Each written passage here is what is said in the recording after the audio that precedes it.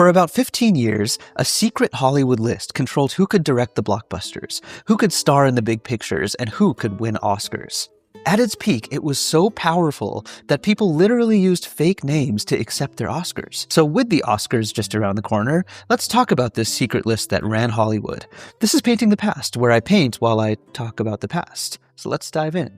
Around 1947, the Cold War started to become a thing, and America, which was a land of democracy, started to get concerned that propaganda from communist countries like the USSR might make its way into American media.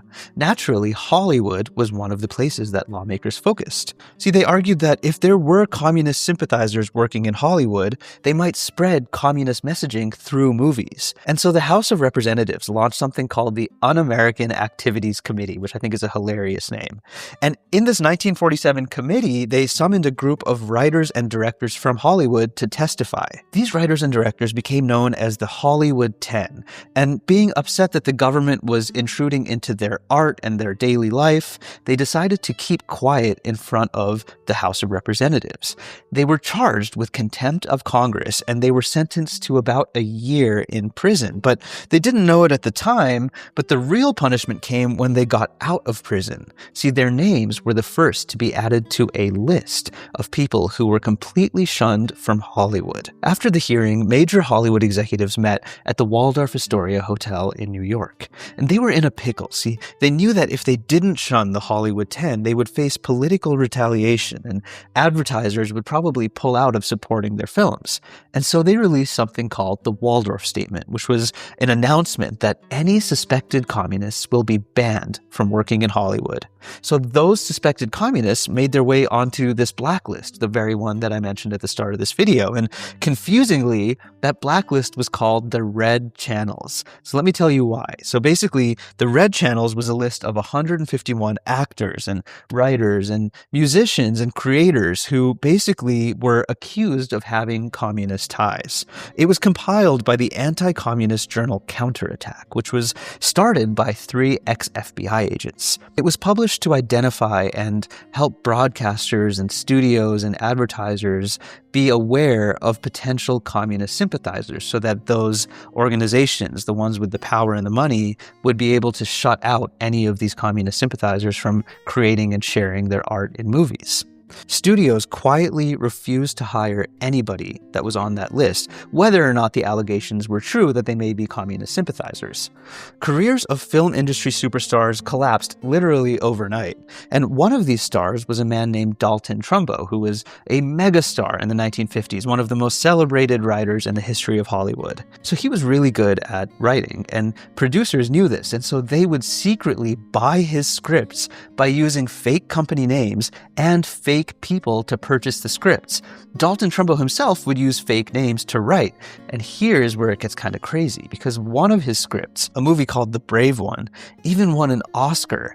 And it was attributed to somebody named Robert Rich. But when Robert Rich was called up to accept his Oscar, nobody named Robert Rich existed. In another example, there was a screenplay that was written for a film called The Bridge Over River Kwai, which was released in 1957.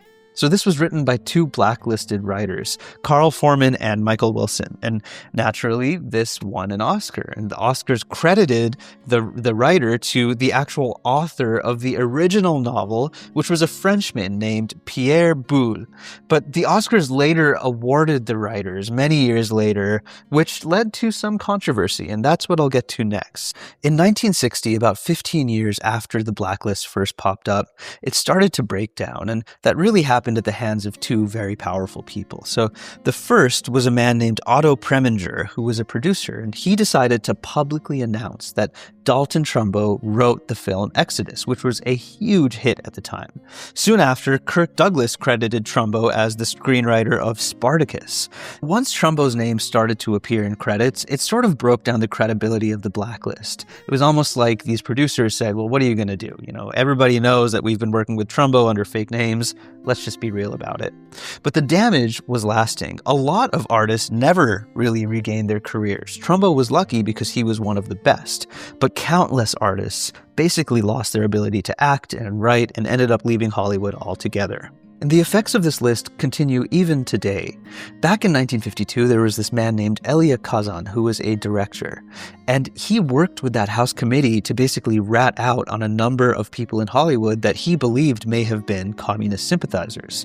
As a result, his career flourished. He was a rat, and he was basically rewarded for it. In 1999, he received an honorary Oscar, and the audience was pretty split. Watch this clip.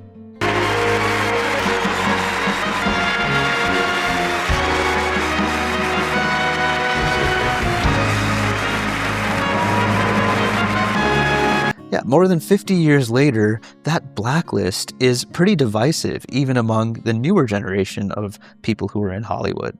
I feel like the word blacklist sounds very official and scary, but remember, there was no law that was policing this. There was no sort of legal enforcement of this list. People believed it existed, and so it existed. And in fact, it only stopped existing when somebody decided, like, hey, maybe we don't need to follow this anymore. And I feel like that's a good reminder for how the government interacts with media and entertainment today. It doesn't always have to be explicit to be powerful. Thank you for watching, and enjoy the Oscars. I'll see you next time on Painting the Past.